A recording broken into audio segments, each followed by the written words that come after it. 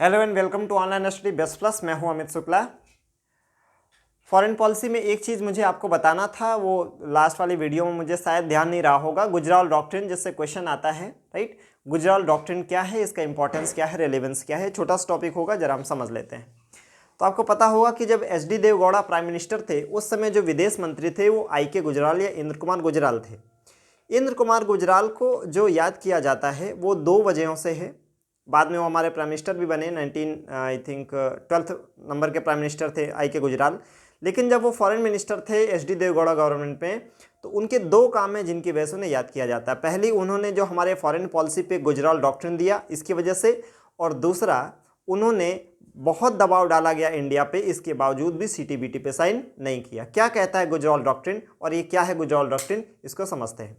Gujral doctrine basically जो 5 principles हैं उन्हीं का एक समूह है, जो ये कहता है कि साउथ एशियन, जो पहला नियम है वो कहता है कि जो साउथ एशियन कंट्रीज़ हैं, जैसे कि आपका पाकिस्तान हो गया, नेपाल हो गया, श्रीलंका हो गया, भूटान हो गया, मालदीव हो गया, ठीक है, बांग्लादेश हो गया, इनके साथ भारत जितना इनकी मदद कर सकता है, इनका ट्रस्ट जीतने के लिए करे, उसमें कोई वो रेसिप्रोसिटी ना चाहे, मतलब बराबर में हमको उतना ही चाहिए, ये नहीं होना चाहिए, पहला नियम। दूसरा हो गया कि ये जितने भी कंट्री हैं ये अपनी ज़मीन का यूज इस क्षेत्र के जो दूसरे देश हैं उनके अगेंस्ट नहीं होने देगा, यानी none of this country will allow its land to be used against the interest of another country of the region. ये दूसरा हो गया। तीसरा, every country in this region will respect the territorial integrity and sovereignty of the another country। इस क्षेत्र के जो दूसरे के देश हैं वो दूसरे देशों की जो क्षेत्रीय अखंडता है और संप्रभुता है उसका सम्मान करेंगे। मतलब ये कहने का कि आप ऐसा नहीं करोगे कि आप हमारे पड़ोसी और हमारी ही ज़मीन हथियाने आ जाओ, ठीक है। चौथा क्या कहता है? चौथा नियम ये है कि हमारे जितने भी डिस्प्यूट्स होंगे हम उनको बायलैटरली रिजॉल्व कर लेंगे, कि we will resolve all our disputes by bilateral meetings. और जो एक और पांचवी चीज़ है वो ये है, हाँ, एंड कि we will not interfere in the internal matter of one another, कि ये जो देश हैं हमारे साउथ एशियन कंट्रीज़ हैं, इनमें हम एक दूसरे के आंतरिक मामलों में हस्तक्षेप नहीं करेंगे। तो ये अगर 5 सिद्धांतों का पालन भारत और इसके पड़ोसी देश कर लेते हैं तो हमारे जो रीजनल डिस्प्यूट्स होते हैं, हमारे जो नेबरहुड कंट्रीज़ में आपस में डिस्प्यूट्स हो जाते हैं, वो नहीं हो पाएंगे। तो क्या है गुजराल डॉक्ट्रिन? वो ये कहता है कि भारत को अपने पड़ोसी देशों के साथ में किस तरह से संबंध रखने चाहिए, उनके लिए उसने 5 नियम बनाए हैं और ये अपेक्षा भारत उन देशों से भी करता है, ठीक है। ये हो गया। अब गुजराल डॉक्ट्रिन का एग्जाम्पल क्या, कोई एप्लीकेशन हुआ हो तो जैसे आपने देखा होगा कि हमने बांग्लादेश के साथ में वाटर की जो ट्रीटी थी उसको बहुत आसानी से रिजॉल्व किया, ये हमारे गुजराल डॉक्ट्रिन का एक एग्जाम्पल है। नेपाल के साथ में महाकाली रिवर को लेकर जो डिस्प्यूट्स था उसको हमने रिजॉल्व किया, ये हमारे गुजराल डॉक्ट्रिन का उदाहरण है, राइट। फिर हमने इंडस वाटर ट्रीटी जो है, ठीक है ना, उसको आज तक इम्प्लीमेंट करते आए, वो हमारे गुजराल डॉक्ट्रिन का एग्जाम्पल है। तो ये हमारे कुछ सक्सेसफुल एग्जाम्पल हो गए गुजराल डॉक्ट्रिन के।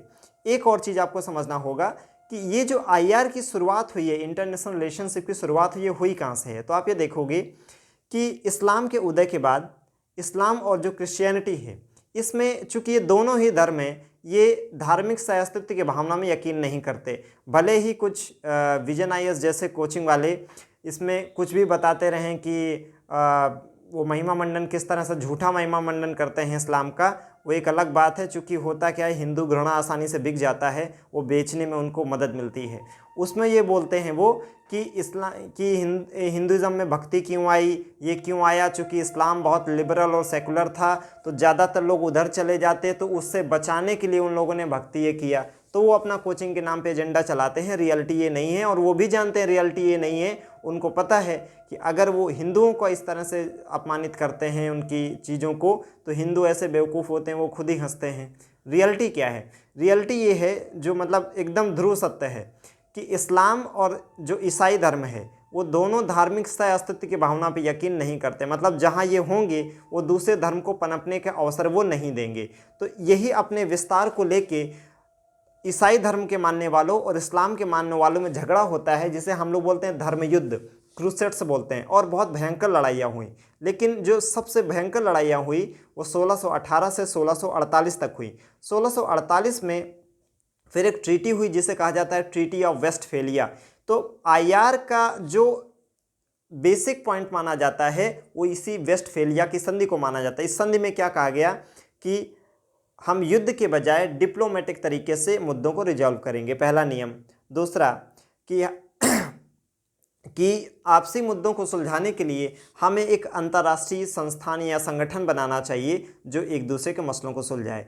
तीसरा, हम लोग राजदूतों का आदान प्रदान करेंगे, यानी कि हमारे देश का एक प्रतिनिधि आपके देश में रहेगा और आपके देश का प्रतिनिधि हमारे देश में रहेगा, जैसे आज के समय में एम्बेसी होती है। तो there was a concept of embassy and we will resolve our disputes by means of dialogue, not by means of war, right?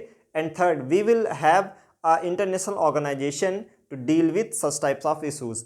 तो जो आईआर की शुरुआत होती है वो 1648 की ट्रीटी ऑफ वेस्टफेलिया से होती है, ये हमको ध्यान रखना है। और उसमें क्या क्या ट्रीटी में कहा गया था, जो हमारे अंतर्राष्ट्रीय संबंध की 3-4 मुख्य बातें हैं वो यहाँ से आई हैं। आई होप आपको Gujral doctrine, treaty of Westphalia और आईआर की शुरुआत कैसे हुई ये हमें जानने और समझने में मदद मिली होगी। सो आई होप आपको ये वीडियो समझ में आया होगा। अगर समझ आया हो लाइक करें, शेयर करें, सब्सक्राइब करें। Thank you so much.